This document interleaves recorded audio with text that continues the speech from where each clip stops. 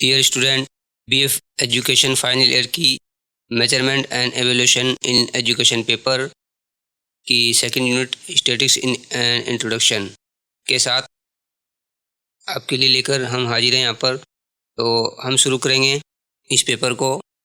देखिए, ये पेपर बड़ा इम्पोर्टेंट होता है यहाँ पर, और ये सीसीएस यूनिवर्सिटी मेरिट के साथ साथ अन्य यूनिवर्सिटीज़ में भी कॉमन हो सकता है। तो पेपर है हमारा measurement and evaluation in education, शिक्षा में मापन तथा मूल्यांकन। सबसे पहले इसका हम सिलेबस यहाँ पर देखेंगे। सिलेबस में देखिए meaning and definition of statics, यानी स्टैटिक्स की परिभाषा देखेंगे, हम अर्थ देखेंगे। उसके बाद frequency distribution, graphical representation of data, polygon, bar diagram and histogram देखेंगे। उसके बाद measures of central tendency, mean, median and mode देखेंगे। यहाँ पर जो आपके माध्यिका, माध्य और बहुलक होते हैं, उनकी डेफिनेशन और यूज भी देखेंगे यहाँ पर हम।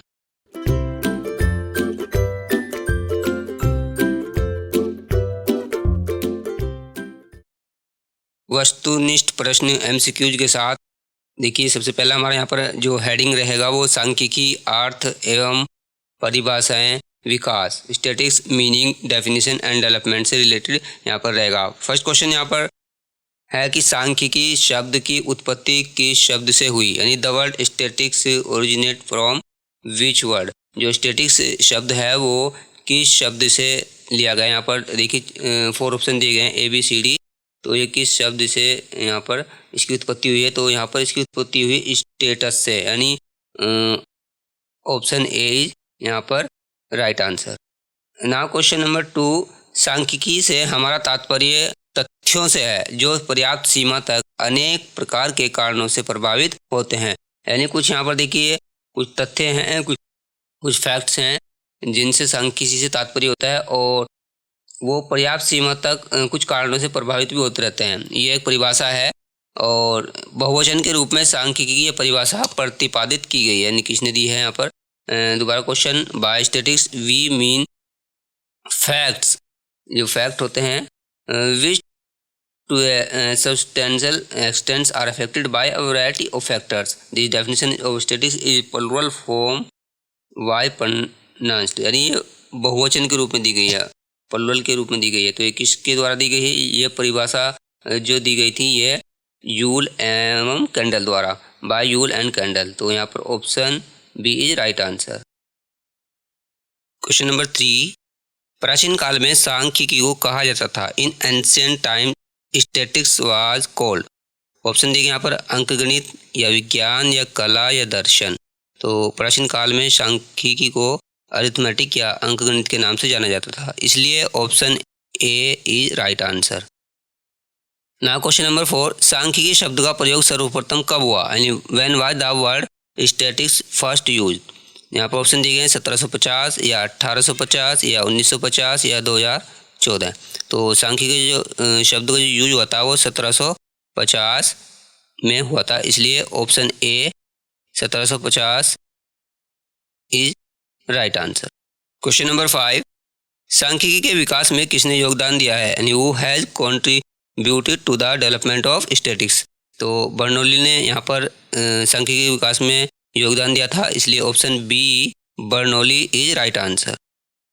क्वेश्चन नंबर 6, सांख्यिकी अनुमानों तथा संभावनाओं का विज्ञान है। प्रस्तुत परिभाषा प्रतिपादित की गई है, and statistics is the science of inference and probabilities. The present definition has been pronounced by, ये किसके द्वारा दी गई, यहाँ ऑप्शन दी गई है प्रोफेसर किंग द्वारा या बाउले द्वारा या बोर्डिंगन द्वारा या होरेस सेक्रेट द्वारा। तो यहाँ पर ये जो परिभाषा दी गई थी ये बाय बोर्डिंगटन द्वारा दी गई थी, इसलिए option C is right answer. हमारा यहाँ पर नेक्स्ट हेडिंग है सांख्यिकी के मूल तत्व, महत्व, स्टैटिक्स बेसिक एलिमेंट्स और इम्पोर्टेंस। यहाँ पर इस हेडिंग में देखेंगे, इसलिए क्वेश्चन नंबर 7, डॉक्टर बाउले के अनुसार सांख्यिकी विज्ञान के विषय में सत्य है, यानी अकॉर्डिंग टू डॉक्टर बाउले the truth about statics science is. Statistical science is क्या यहाँ पर सत्य देखते हैं। तो कहीं यहाँ पर ऑप्शन दिए गए हैं सांख्यिकी गणना का विज्ञान है, या सांख्यिकी को उचित रूप में तथ्यों का विज्ञान कहा जा सकता है, या सांख्यिकी विवरणों को संक्षिप्त एवं वर्गीकृत करने तथा संबंधों को स्पष्ट करने की विधि है। तो यहाँ पर ये सभी ऑप्शन करेक्ट नज़र आ रहे हैं, इसलिए ऑप्शन डी उपयुक्त सभी इज राइट आंसर।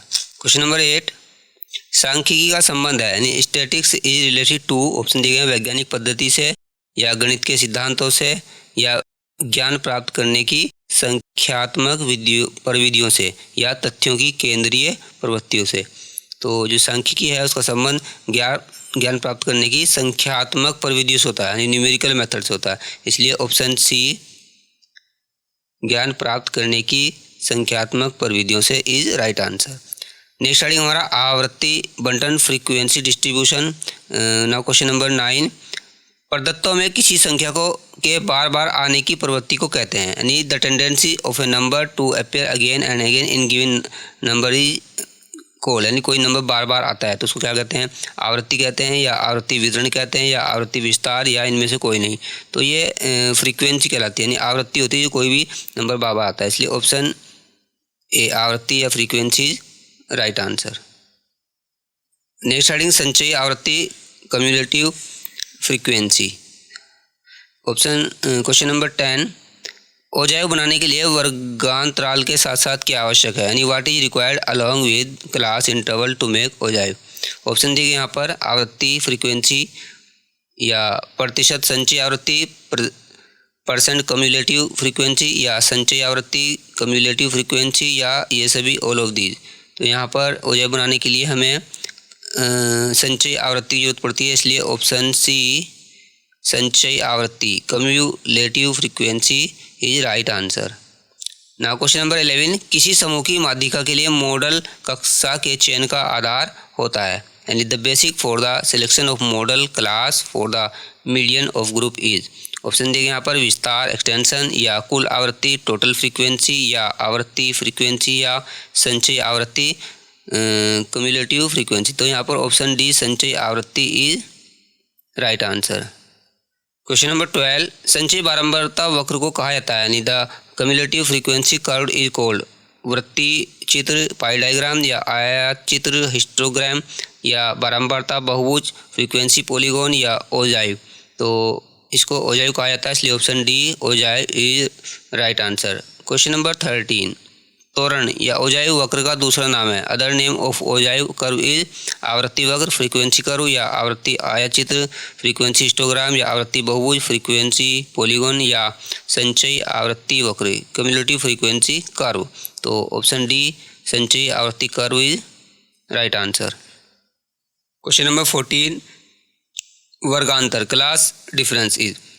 दो संख्याओं का अंतर होता है the difference of two numbers, या बड़ी और छोटी संख्याओं का अंतर है the difference between the larger and smaller number, या दो सांख्यिकीय श्रृंखलाओं का अंतर है the differences of two statistical series, या एक वर्ग की निचली और ऊपरी सीमा का अंतर है the differences between the lower and upper limits of a class. तो ये जो वर्गांतर होता है तो दो संख्याओं का, दो नंबर का डिफरेंस होता है, इसलिए ऑप्शन ए दो संख्याओं का अंतर इज राइट आंसर।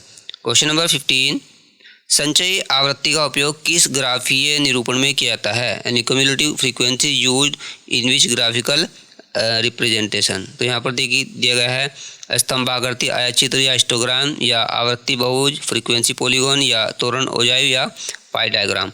तो यहाँ पर ये त्वरण या औजायु में यूज होता है, इसलिए यहाँ पर option C is right answer. देखिए 2018 में ये क्वेश्चन यहाँ पर बोर्ड में पूछा गया है।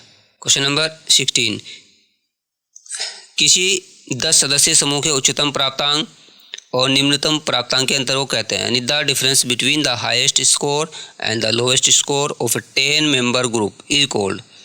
10 लोग हैं उसमें एक समूह है तो उच्चतम और निम्नतम जो प्राप्तांक है उनके अंतर क्या कहते हैं। अब दिया गया विचलन, या मानक स्टैंडर्ड, या मध्यमान मीन, या विस्तार रेंज। तो ये रेंज हुई, तो इसलिए option D range is correct answer, right answer. ये 2018 में भी पूछा गया है। मान लिया किसी के मार्क्स 5 मिनिमम मार्क्स 5 हैं और मैक्सिमम मान लिया 45 हैं, तो ये रेंज होगी यानी 5 to 45, ये वहाँ की रेंज हो जाएगी। अगर 50 मार्क्स का क्वेश्चन पेपर है और सबसे कम किसी स्टूडेंट के 5 आते हैं और सबसे ज़्यादा 45 आते हैं, तो ये रेंज होगी 5 to 45। नेक्स्ट स्टडी हमारे पास रेखाचित्र लाभ अक्ष प्रकार, डायग्राम बेनिफिट्स एक्सिस टाइप्स, इससे रिलेटेड क्वेश्चन नंबर 17। एक चित्र अधिक स्पष्ट तथा चित्र को सीधे आकर्षित करने वाली तस्वीर प्रदान करता है, ये कथन है। यानी a picture gives a more clear and direct picture to the picture, this statement is related to. Option दिए गए यहाँ पर C.W. लोज का या सिम्पसन ओ काफा का या प्रोफेसर स्टीफन कल्फ का या इनमें से किसी का भी नहीं। तो ये स्टीफन सर का है, इसलिए professor Stephen Kalf, option C is right answer. Question number 18। वह बिंदु जहां एक्स अक्ष तथा वाई अक्ष एक दूसरे को काटते हैं कहलाता है। In the point where X axis and Y axis intersect is called. जैसे ये हमारा होता है एक्स एक्सिस होता है और ये हमारा वाई एक्सिस होता है, ठीक है। तो यहाँ पर दोनों यहाँ पर कट करते हैं, जिसको हम मूल बिंदु या उद्गम बिंदु या पॉइंट ऑफ ओरिजिन बोलते हैं, और इसमें 0 0 से यहाँ पर इसको हम नोट भी करते हैं। तो इसलिए ऑप्शन ए उद्गम बिंदु या point of origin is right answer. Question number 19। ग्राफीय निरूपण में वाई एक्सिस से अभिप्राय है, यानी in a graphical represented the Y axis means. देखिए वाई एक्सिस ऊपर अभी हमने दिखा था, पड़ी रेखा, तिरछी रेखा, खड़ी रेखा, इनमें से नहीं कोई। तो ये खड़ी रेखा है, देखिए ये वाई एक्सिस है, तो ये खड़ी रेखा होती है, तो इसलिए ऑप्शन सी खड़ी रेखा या vertical line is right answer. 2018 में ये यूनिवर्सिटी द्वारा पूछा गया है। Question number 20। वह रेखा चित्र जिसमें आवृत्तियों का अनेक भुजाओं द्वारा प्रदर्शन किया जाता है कहलाता है। The diagram in which frequencies are represented by multiple sides is called. देखिए यहाँ पर स्तंभाकृति, हिस्टोग्राम या बहुभुज, पॉलीगॉन या दोनों या इनमें से कोई नहीं। तो यहाँ पर जो इस तरह अनेक भुजाओं द्वारा जो प्रदर्शन यहाँ पर होता है, तो ये बहुभुज होता है। बहुभुज का मतलब बहु यानी बहुत सारी भुजाएं, पोली का मतलब बहुत सारी। तो इसलिए ऑप्शन बी बहुभुज इज यहाँ पर right answer. Now question number 21। समअंकों के ग्राफीय निरूपण में एक्स अक्ष पर प्रदर्शित किया जाता है। In the graphical representation of data the x axis represented by, यानी ये हमारी एक्स एक्सिस होती है। तो इस पर हम क्या रिप्रेजेंट करते हैं, वर्ग अंतराल, क्लास इंटरवल या आवृत्ति, फ्रीक्वेंसी या संचय आवृत्ति या इनमें से कोई नहीं।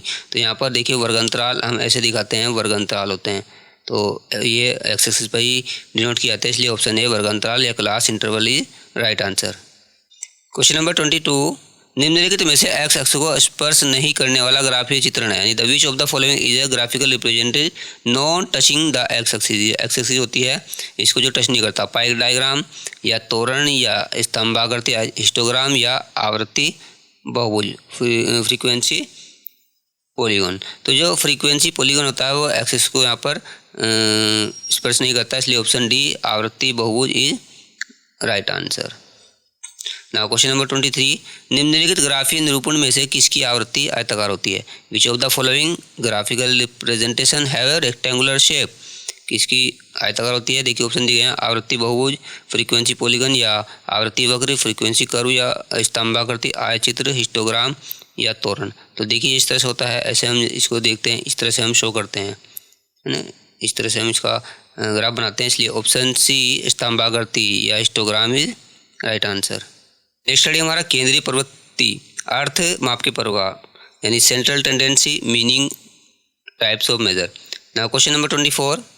सांख्यिकीय अध्ययनों में तथ्यों की किसी श्रेणी का उचित प्रतिनिधित्व करने वाले तथ्य या अंक को कहा जाता है। In statistical studies a fact or a figure that properly represent a series of fact is called. Option दिए गए यहाँ पर सामान्य प्रवृत्ति, जनरल ट्रेंड या केंद्रीय या माध्य प्रवृत्ति, सेंट्रल और मीन टेंडेंसी या उचित प्रवृत्ति, फेयर टेंडेंसी या अस्पष्ट एम्बिगुअस टेंडेंसी। तो ये कहलाती है हमारी केंद्रीय या माध्य प्रवृत्ति टेंडेंसी, सेंट्रल टेंडेंसी, इसलिए ऑप्शन बी राइट आंसर यहाँ पर। Question number 25। निम्नलिखित में से कौन सा केंद्रीय प्रवृत्ति का एक माप है, यानी which of the following is a measure of central tendency. Option दिए यहाँ पर मध्यमान, मीन, मध्यांक, मीडियन, बहुलांक, मोड या ये सभी। तो ये सभी होते हैं यहाँ पर, इसलिए option D is right answer. Now question number 26, निम्नलिखित में बेमेल कौन सा है, यानी which of the following is the mismatch. कौन से स्टेटमेंट, जैसे यहाँ पर ऑप्शन दिए गए मध्यमान, मीन या मानक विचलन, स्टैंडर्ड डेविएशन या माध्यिका या बहुलांक। देखिए मध्यमान, माध्यिका और बहुलक ये एक कैटेगरी से रिलेटेड हैं, लेकिन जो मानक विचलन वो अलग है, इसलिए ऑप्शन बी स्टैंडर्ड डेविएशन मानक विचलन is right answer. Next study हमारे यहाँ मध्यमान हम शुरू करते हैं सेंट्रल टेंडेंसी से, जिसका हम अर्थ देखेंगे यहाँ पर, विशेषताएं, उपयोग, सीमा गणना वगैरह हम यहाँ पर meaning, characteristics, use, limitation, calculation यहाँ पर हम देखेंगे। तो यहाँ पर देखिए फर्स्ट हमारा यहाँ पर जो क्वेश्चन नंबर 27, छात्रों के कुल प्राप्तांकों को छात्रों की कुल संख्या से भाग देने पर प्राप्त होता है।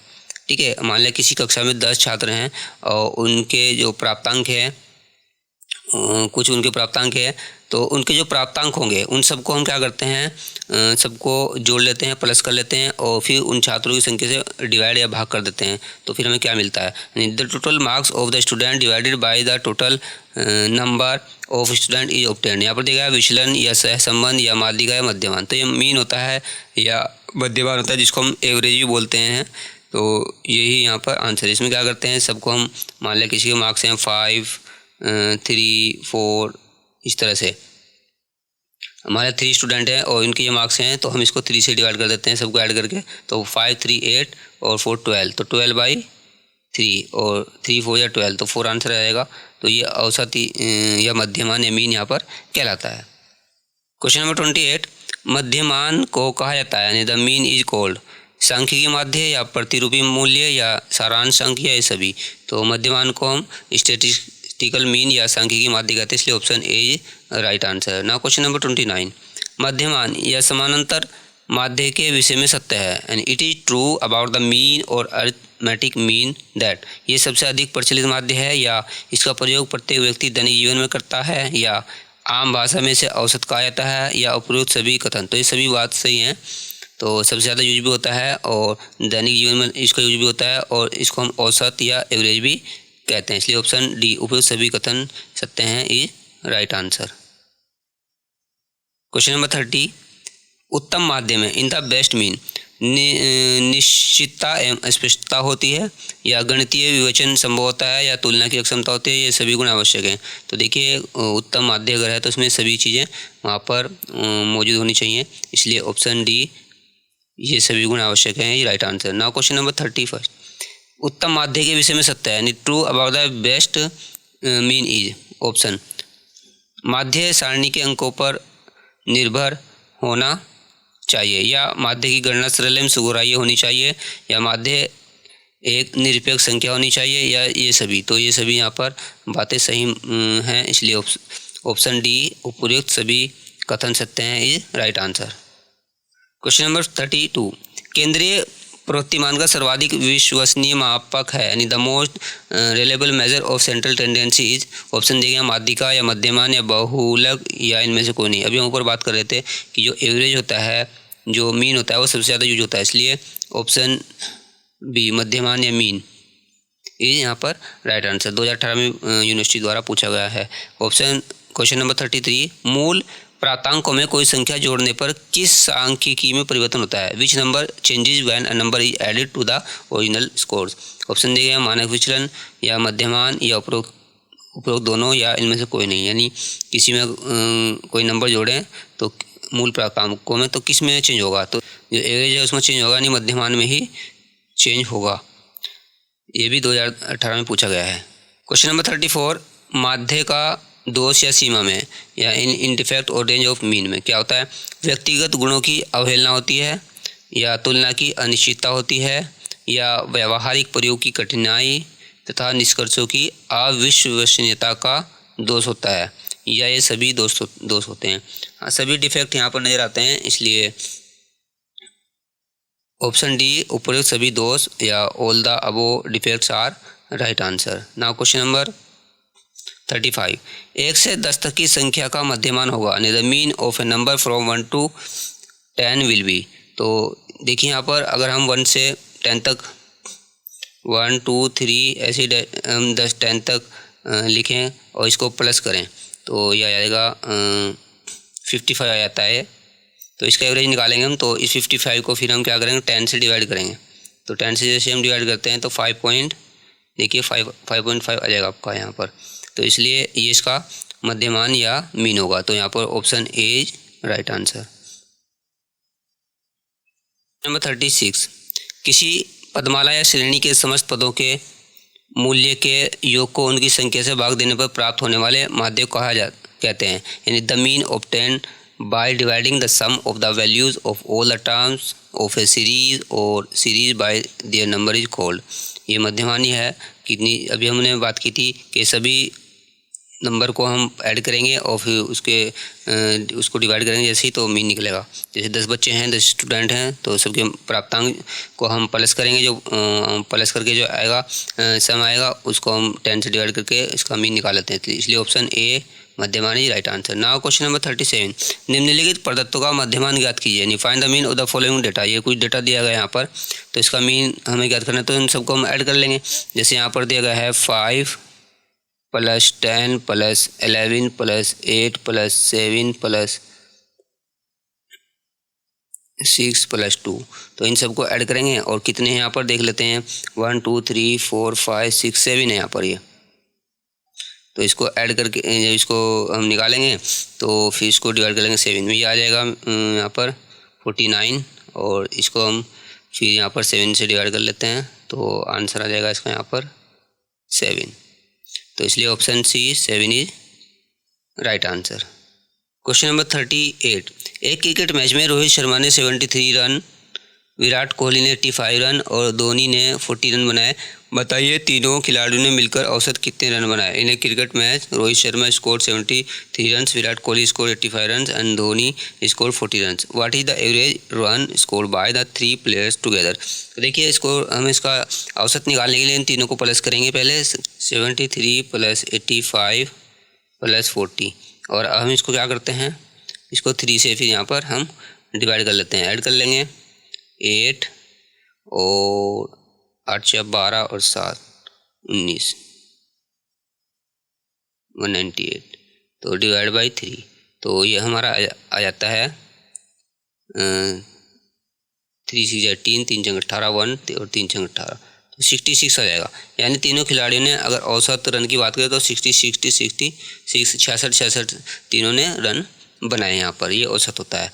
नाउ क्वेश्चन नंबर 39, कुल आवृत्तियों का योग से प्रदर्शित किया जाता है। किससे प्रदर्शित किया जाता है। The sum of the total frequency is represented by ये एफ से या एन से या सी एफ से। तो जितनी भी आवृत्तियाँ होती हैं जब उनको ऐड करते जाते हैं तो फिर उसको हम यहाँ पर एन से डिनोट करते हैं। इसलिए option B N is right answer. Question number 40, मध्यमान की गणना के लिए दिए गए निम्नलिखित सूत्र में एन प्रदर्शित करता है। यानी in the following formula to calculate the X N represent. जब हम मध्यमान की गणना करते हैं तो एन क्या होता है वहाँ पर, तो यहाँ पर देखिए अंकों का संपूर्ण योग होता है, या समूह के सदस्यों की संख्या, या समूह की संख्या, ये सभी। तो ये समूह के जो सदस्य होते हैं the number of numbers of the group, जो ग्रुप होते हैं उनके सदस्य जो तो उनकी संख्या होती है। इसलिए ऑप्शन बी इज यहाँ पर right answer. Now question number 41, अंतराल मापक द्वारा एकत्रित समंकों का केंद्रीय प्रवृत्तिमान ज्ञात करने की सर्वाधिक उपयुक्त सांख्यिकीय प्रविधि है। यानी the most appropriate statistical method to find the central tendency of the data collected by interval measure is. तो कौन सी होती है, देखिए यहाँ पर बहुलक होता है, माध्यिक और मध्यमान, तो ये मध्यमान ही होता है, एवरेज ही होता है। तो इसलिए option C is right answer. 2018 में ये भी पूछा गया है। नेक्स्ट स्टडी हमारा मीडियन को लेकर है। अभी हमने मध्यमान एवरेज देखा था, अब हम मीडियन देखेंगे, उससे संबंधित क्वेश्चन देखेंगे। देखिए मीडियन क्या होता है। मान लिया हमारे पास कुछ, मान लिया एक 3 है और एक 5 है और एक 8 है, ये है हमारे पास 3 नंबर्स हैं। तो मध्यमान मीडियन का मतलब जो बीच में पड़ता है, यानी ये हमारा इस सीरीज का 5 जो है वो यहाँ पर मीडियन होगा। तो जितने भी हमें अंक दिए जाते हैं उनको हम डिसेंडिंग ऑर्डर में कर लेते हैं। तो जो मध्य में यानी जो बीच में पड़ेगा वही हमारा मीडियन होगा। तो क्वेश्चन नंबर 42, ऐसे प्राप्तांक जिसके ऊपर और नीचे 50% प्रदत्त रहते हैं को क्या कहते हैं। यानी the score above the and below which 50% are given are called. यानी 50% शुरू में होते हैं, 50% लास्ट में होते हैं, तो बीच में जो पड़ता है यानी जो बीच में होता है उसको बोलते हैं मध्यमान या बहुलक या मानक विचलन या मध्यांक। तो देखिए यही हमारी मीडियन होती है, ये मीडियन होती है या मध्यांक होता है। इसलिए option D is right answer. Now question number 43, किसी श्रेणी की आधी दूरी पर स्थित पद का मूल्य मध्यांक है, प्रस्तुत कथन है। And the value of a term located at half the distance of A range is the median number. This statement, ये किसने कहा था? प्रोफेसर बावले का या घोष एम चौधरी का या FC मिल्स का? इनमें से कोई नहीं। तो ये प्रोफेसर बावले का यहाँ पर स्टेटमेंट है, इसलिए ऑप्शन ए राइट आंसर। क्वेश्चन नंबर 44, मध्यांक श्रेणी में उस पद का मूल्य है जो कि श्रेणी को दो बराबर भागों में बांटता है, जिसके एक भाग में मध्यांक से कम और दूसरे भाग में मध्यांक से अधिक मूल्य होते हैं। मध्यांक का ये स्पष्टीकरण प्रस्तुत किया गया है। यानी मान लीजिए जैसे हमने भी कहा था 3, 5, 8, तो ये है। तो जो सबसे मध्य में होगा वो मध्यांक है या मीडियन है। तो ये किसने कहा था? ये घोष एम चौधरी ने या प्रोफेसर बावले ने या FC मिल्स ने या इनमें से कोई नहीं। तो ये घोष एम चौधरी का यहाँ पर स्टेटमेंट है, इसलिए option A correct answer. Now question number 45, आरोही है तो आरोही क्रम में लिखे हुए पदों के मध्य पद को मूल्य कहते हैं। वही है, जैसे हमारे पास ये 3 है, इसको हम असेंडिंग या डिसेंडिंग ऑर्डर में लिख सकते हैं, आरोही या आरोही क्रम में लिख सकते हैं। तो जो बीच में पड़ेगा वही हमारा यहाँ पर मध्यांक या मीडियन होगा, इसलिए ऑप्शन डी यहाँ पर ऑप्शन सी मध्यांक median is right answer. Question number 46, एक माध्य के रूप में मध्यांक की विशेषता है, यानी क्या कैरेक्टरिस्टिक्स हैं इसकी। यहाँ पर देखिए ऑप्शन दिए गए हैं, मध्यांक मध्य पद केंद्रित होता है, ये बात भी सही है। यहाँ पर मध्यांक संपूर्ण श्रेणी को दो भागों में बांटता है, ये भी बात सही है। मध्यांक की गणना करने के लिए पदमाला के अवस्थित पदों को आरोही अवरोही क्रम में आयोजित करना पड़ता है, ये भी असेंडिंग या डिसेंडिंग ऑर्डर में करना पड़ता है, बात भी सही है। उपयुक्त सभी विशेषताएं, तो ये सभी विशेषताएं सही हैं, इसलिए ऑप्शन डी उपयुक्त सभी विशेषताएं जी right answer. Now question number 47, 7 छात्रों के प्राप्तांकों 9, 4, 6, 8, 7, 5 व 7 के आधार पर माध्यिका का मान होगा on the basis of marks. ये मार्क्स दिए गए हैं, तो क्या होगा? देखिए इनको सबसे पहले हम आरोही अवरोही क्रम में हम यहाँ पर लगाएंगे। जैसे 9, ये देखिए सबसे छोटा कौन सा इसमें है? देखिए सबसे छोटा इसमें दिया गया है हमारा यहाँ पर देखिए 4 दिया गया है, उसके बाद है 5 है, उसके बाद 6 भी है, उसके बाद 7 है, उसके बाद 8 भी है और 9 भी है और 4 एक बार और है, यानी डबल 4 है। तो 1, 2, 3, 4, 5, 6, 7, देखिए यहाँ 7 नंबर यहाँ पर गिवन है, तो हम इसकी माध्यिका निकालनी है। तो 7 है तो 3 तो हम दिस साइड छोड़ देंगे और 3 दिस साइड, तो बीच में हमारा यहाँ पर देखिए 6 पड़ेगा, तो इसलिए यहाँ पर ऑप्शन है 6 is right answer. Now question number 48, 10 से 20 तक की संख्या की माध्यिका होगी। The median of the number from 10 to 20 will be, तो 10 से 20 के बीच में जो होगा उनकी माध्यिका क्या होगी? तो हम 10 से 20 के बीच की जो संख्या उनको लिखेंगे और उनका जो है यहाँ पर हम मध्य उसकी माध्यिका देखेंगे, बीच में क्या पड़ता है। तो जैसे 10 है, 10, 11, 12, 13, 14, 15, 16, 17, 18, 19 और 20। तो देखिए इसमें कितने 1, 2, 3, 4, 5, 6, 7, 8, 9, 10, 11 है इसमें। तो 11 में से हम यहाँ पर 5 तो इधर छोड़ देंगे यहाँ पर, और 5 ही यहाँ पर इधर छोड़ देंगे, तो बीच में हमारा देखिए यहाँ पर 15 बचता है। तो दोनों तरफ बराबर छोड़ने पर जो बीच में है वही माध्यिका है, तो इसलिए option A 15 is right answer. Now question number 49, जब अवर्गीकृत आंकड़ों की संख्या विषम हो तो मध्यांक ज्ञात करने का सूत्र होता है, यानी विषम है। जैसे यहाँ पर अब हमारे 11 नंबर थे, तो 5 हमने राइट में छोड़े, 5 लेफ्ट में छोड़े, तो बीच में जो है वो यहाँ पर पड़ेगा। तो इसी तरह यहाँ पर कौन सा फॉर्मूला यहाँ पर अप्लाई होता है, हमें ये देखना होता है। तो इसका सबसे आसान तरीका है कि कौन सा टर्म होगा, कौन सा पद होगा। जैसे यहाँ पे अभी ऊपर वाले 48 क्वेश्चन में 11 नंबर हैं 10 से 20 तक, तो ये कितने हो गए? 11 हो गए। तो 11 में हम यहाँ पर +1 ऐड कर दें अगर, और डिवाइड बाय 2 कर दें, तो ये हो जाएगा 12/2/6। तो जो छठा टर्म है, यानी जो 6th टर्म है, देखिए 1, 2, 3, 4, 5, 6, ये 15 टर्म, इसमें 15 था छठा टर्म ऊपर वाले क्वेश्चन में। तो इसी तरह यहाँ पर जो कौन सा फॉर्मूला यूज होगा, तो ये हमारे कुल टर्म है हमारे 11 है, 11 नंबर है, तो ये इसको हम n से डिनोट करते हैं। तो n प्लस ये n है, तो यहाँ पर +1 हो जाएगा, तो n+1 और उसको डिवाइड बाय 2 करेंगे, तो इसलिए option A n+1/2 term is right answer. Question number 50, निम्नलिखित आंकड़ों से मध्यांक की गणना कीजिए। Calculate the median from the following data. यहाँ डेटा देगा 3, 7, 15, 26। तो पहले हम इसका आरोही क्रम में लिख लें। आरोही सबसे छोटा इसमें देखिए यहाँ पर सबसे छोटा 3 है, उसके बाद 7, उसके बाद 15, उसके बाद 26, उसके बाद ये तो आरोही क्रम में दिया है पहले से ही। तो इसमें कितने 1 2 3 4 5 टर्म है। तो हम यहाँ करते हैं 2 टर्म इधर छोड़ देते हैं, 2 टर्म इधर छोड़ देते हैं, जो बीच में पड़ेगा वही माध्यिका है। तो इसलिए option C 15 is right answer. Now question number 51, 10 सदस्यों के समूह में प्राप्तांक 1 एक बार, 2 2 बार, 3 3 बार तथा 4 बार आए तो उस समूह की माध्यिका होगी। तो क्या माध्यिका होगी, देखिए यहाँ पर in a group of 10 member the score 1 appears once, 2 twice, 3 thrice and 4 time and then the median of the group will be. तो क्या यहाँ पर होगी, यानी एक बार आता है, जैसे 1 टाइम आता है, और जो 2 है वो 2 बार आएगा, 2 2 इस तरह से करके, और 3 बार आएगा, 3 3 3, और जो 4 है वो 4 बार आ जाएगा, 4 4 4 4। तो अब इसकी माध्यिका पूछी क्या है, तो कितने टर्म हो गए देखो सब, 1 2 3 4 5 6 7 8 9 10। तो यहाँ पर देखिए 10 टर्म हो रहे हैं। तो इसमें कैसे निकालेंगे, 4 और 5 6 7 8 9 10 टर्म हो रहे हैं। तो इसमें दोनों तरफ छोड़ेंगे बराबर, तो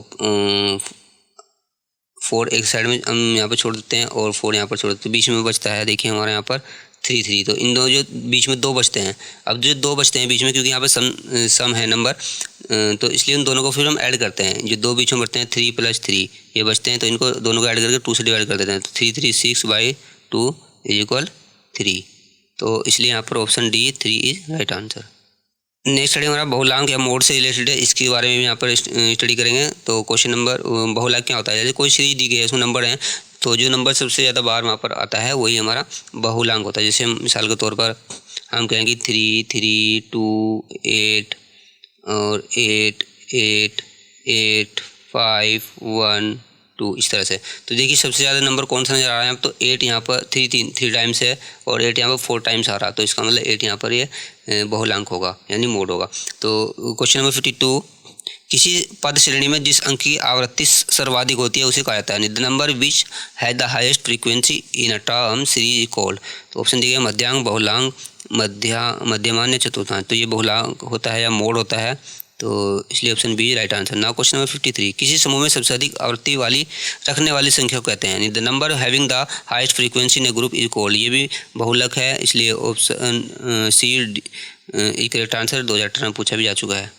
क्वेश्चन नंबर 54, बहुलांक में महत्व दिया जाता है, यानी सिग्निफिकेशन इज गिवन या importance is given in mode. किसको दी जाती है, आवृत्तियों को या संचय आवृत्तियों को या वर्ग अंतराल को या सभी को। तो इसमें आवृत्तियों को ही दी जाती है यहाँ पर महत्व, तो इसलिए ऑप्शन ए आवृत्तियों को है, frequency is right answer. Now question number 55, प्राप्तांकों के समूह में जिस अंक की आवृत्ति सबसे अधिक होती है बहुलांक कहलाता है। ये कथन किसका है, तो ये किसका है, तो ये क्रो एंड क्रो का स्टेटमेंट, इसलिए option B is right answer. Question number 56, बहुलक के लिए जो चिन्ह प्रयोग किया जाता है वह है, the symbol use for the mode कौन सा यूज किया जाता है, तो यहाँ पर इसके लिए जेड को यूज किया जाता है, इसलिए option A Z is correct answer. Now question number 57, बहुलांक कितने प्रकार के होते हैं, how many types of mode are there. कितने टाइप के होते हैं मोड, तो बहुलांक यहाँ पर 2 टाइप के होते हैं, इसलिए option A 2 is right answer. Now question number 58, एक माध्यिक रूप में बहुलांक की विशेषता, यानी बहुलांक की विशेषताएं दी गई हैं, हमें देखनी कौन सी है। ऑप्शन जैसे ए दिया गया, बहुलांक का मूल्य असाधारण इकाइयों द्वारा अधिक प्रभावित नहीं होता। ये बात सही है। यहाँ पर बहुलांक श्रेणी का सबसे अधिक मूल्य वाला पद होता है, ये वह पद मूल्य होता है जिसकी आवृत्ति सबसे अधिक होती है। ये बात भी यहाँ पर सही है। बहुलांक के द्वारा श्रेणी के वितरण का अनुमान कुछ ही अंश में होता है, क्योंकि ये वह सर्वाधिक घनत्व का बिंदु होता है। ये बात भी सही है। या डी उपरोक्त सभी विशेषताएं, उपरोक्त सभी विशेषताएं हैं, इसलिए ऑप्शन डी इज यहाँ पर right answer. Now question number 59, एक माध्यिक रूप में बहुलांक का गुण है, फिर एक तरह से फिर गुण पूछा गया, प्रॉपर्टी पूछी गई है, तो इसे बड़ी आसानी से ज्ञात किया जा सकता है और सरलता से समझाता है। ये बात भी सही है। इसके मूल्य पर श्रेणी के असामान्य पदों का प्रभाव नहीं पड़ता, ये बात भी सही है। इसका प्रदर्शन बिंदु रेखीय चित्र द्वारा सुगमता से किया जा सकता है, ये बात सही है। उपयुक्त सभी गुण, तो उपयुक्त सभी गुण है, तो option D is right answer. Now question number 60, एक माध्यिक रूप में बहुलांक का दोष है। अभी हमने विशेषता गुण पढ़े थे, तो यहाँ पे अब दो से डिफेक्ट पूछे गए हैं, तो कौन कौन से डिफेक्ट होते हैं। बहुलांक में सीमांत पदों कोई महत्व नहीं होता, ये बात भी सही है। एक श्रेणी के सभी पदों पर आधारित नहीं होता, ये बात सही है। ये अनिश्चित एवं भ्रामक होता है, क्योंकि कभी कभी एक श्रेणी में एक से अधिक बहुलांक भी हो सकते हैं, ये बात भी सत्य है। तो इसलिए उपरोक्त सभी दोष हैं यहाँ पर, option D right answer.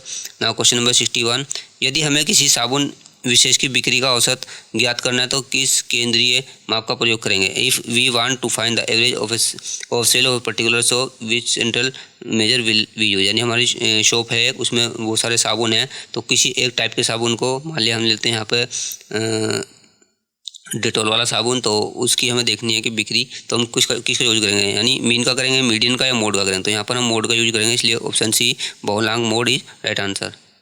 Now question number 62, किसी समूह के आधे से कम सदस्यों की जानकारी होने पर किस केंद्रीय प्रवर्तमान मापक का उपयोग करना चाहिए, यानी which central tendency measure should be used when less than half of the members of a group are known. मध्यमान की, माध्यिका की, बहुलक की, तो यहाँ पर हम मोड का यूज करेंगे, इसलिए option C right answer. Now question number 63, जब केवल साधारण प्रकार के केंद्रीय मान की आवश्यकता होती है हम गणना करते हैं, when only simple type central value is required we calculate. तो हम यहाँ भी तब भी इस प्रकार की कैलकुलेशन में हम बहुलांक या मोड की यहाँ पर कैलकुलेशन करते हैं, इसलिए option C right answer. Now question number 64, दिए गए समंकों से बहुलांक की गणना कीजिए, यानी calculate the mode from the given data. देखिए यहाँ डाटा दिया गया है ये, तो इससे हमें बहुलांक की गणना करनी है, कौन सा सबसे ज़्यादा बार है।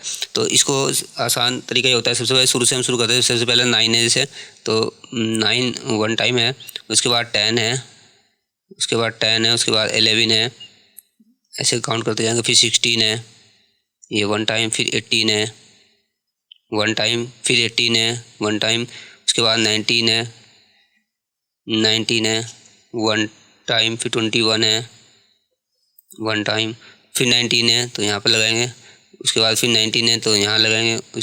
तो देखिए यहाँ सबसे ज़्यादा कौन है, 9 1 टाइम, 10 1 टाइम, सबसे ज़्यादा टाइम ये 19 आता है 3 टाइम, तो इसलिए option C 19 is right answer. Now question number 65, दिए गए समंक को 8 5 6 6 12 14 11 12 12 व 14 के आधार पर बहुलक का मान होगा। तो इसी तरह यहाँ पर हम देख ले सीरीज में, तो सबसे ज़्यादा बार कौन आता है, देखिए 8 5 6 12 यहाँ पर 3 बार आ रहा है, सबसे ज़्यादा बार यहाँ पर हमें 12 नज़र आता है, इसलिए option B 12 is right answer.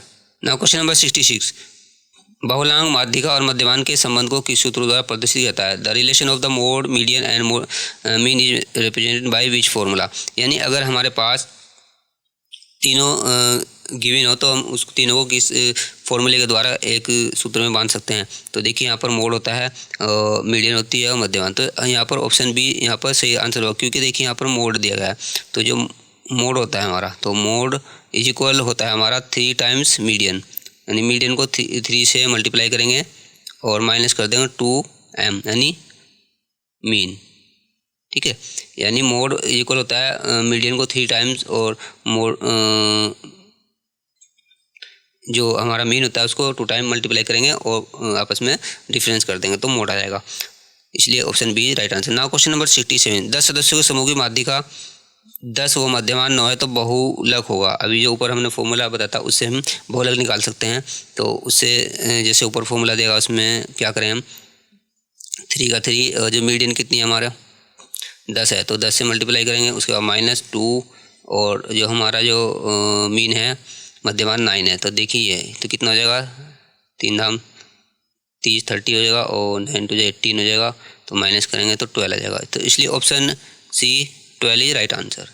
Question number 68, केंद्रीय प्रवृत्ति का मान ज्ञात करने की विश्वसनीय वैध विधि है, यानी कौन सी बिलीवेबल एंड वैलिड मेथड है जिसके ऊपर भरोसा किया जा सकता है, कौन सी है। तो ये ऐसी जो विधि होती है, यहाँ पर ऑप्शन दिया गया है, मध्यमान है या माध्यिका है या मोड है, तो ये सभी हैं वैसे तो इसलिए ऑप्शन डी ये सभी is right answer. Now question number 69, केंद्रीयवर्ती मानों में सबसे शुद्ध कौन सा होता है, in central value the purest कौन सा, सबसे अच्छा कौन सा होता है, सबसे प्योरेस्ट, तो वो एवरेज होता है, मीन होता है, जिसमें सही आंसर आता है, इसलिए ऑप्शन ए मध्यमान इज राइट आंसर।